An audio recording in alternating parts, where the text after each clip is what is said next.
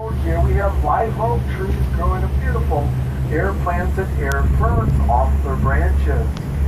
Now when you do see air plants and air ferns growing on the live oak's branches, you might think it's harming the tree a bit, but you know it doesn't harm the tree at all, because the air plants get all the nutrients from the air. First off, they'll get sunshine, and then they get oxygen. But they actually live off of bugs that die, which is doing quite well. You can see it's green. Green leaves are doing great, nice and shiny, and air plants and air ferns growing all over its branches. You might notice a reddish-brown color coming off the branch a bit. Well, that's the new growth of an air plant. Now, as the air plant does get older, it gets larger, and of course, it gets longer.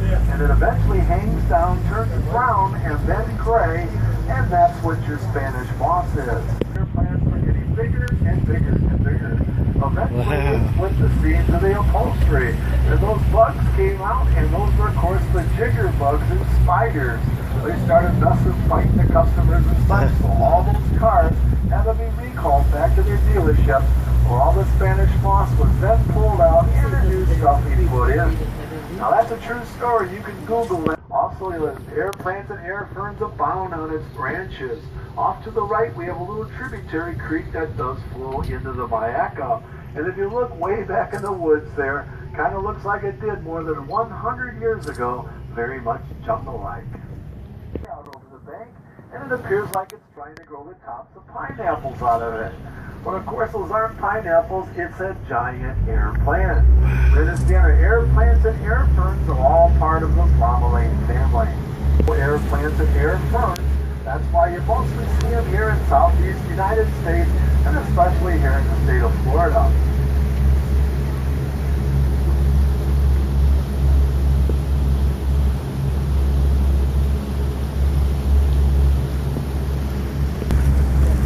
Now today I just mentioned to you that our average depth of the water is about 3 to 6 foot deep.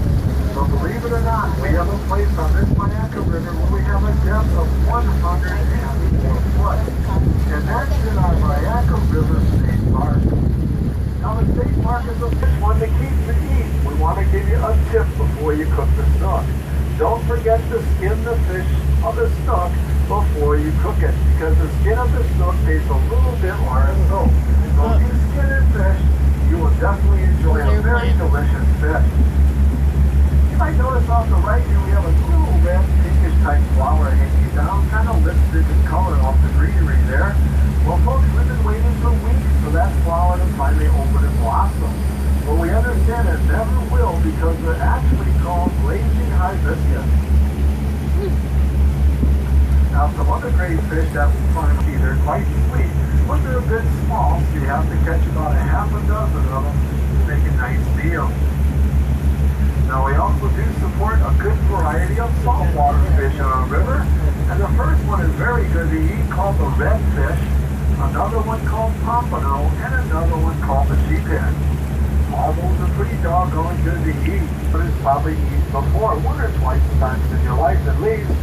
And this fish was not native to Florida, but was actually introduced to our Mayaca River back in the tilapia. They'll have a little bass boat going on little tributaries that are 1 to 2 foot deep, stand on a platform and shoot their bones through the water to catch the tilapia. They'll of course have a line tied to that arrow, Tarzan and the Revenge of the Killer Turtle. You might have seen the signs coming into the park today.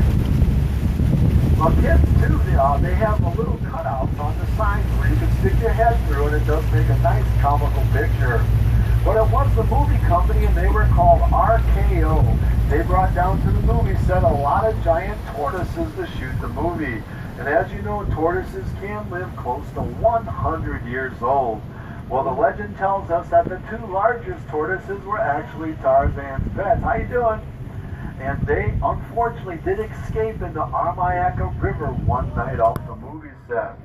So the legend says that if you listen real good, you still might be able to hear Tarzan's yell echoing off the riverbanks, calling back his tortoises. I think I hear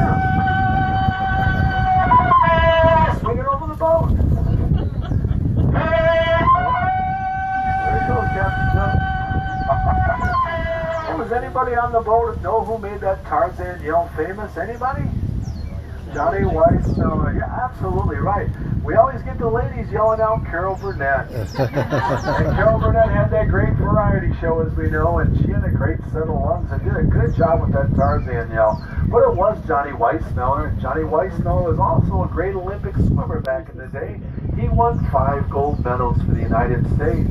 But the neat thing about Johnny Weissmuller, through his movie career, folks, he shot 10 Tarzan movies.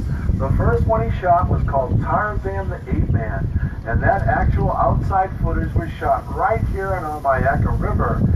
Basically, all the grassland scenes and river shots were taken just a little bit north of us on the Myakka.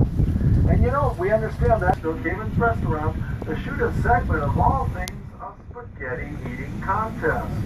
Now, heck, we got no clue why they might have had a spaghetti eating contest. As it was, Snook Haven did suffer from a 100-year flood back in 2003. It totally flooded the restaurant out. The water was so high it was all the way out to River Road. That's the road you turned in on today to come down the dirt road. Ahoy, Snook Haven! And they're giving us a nice parade wave anyhow.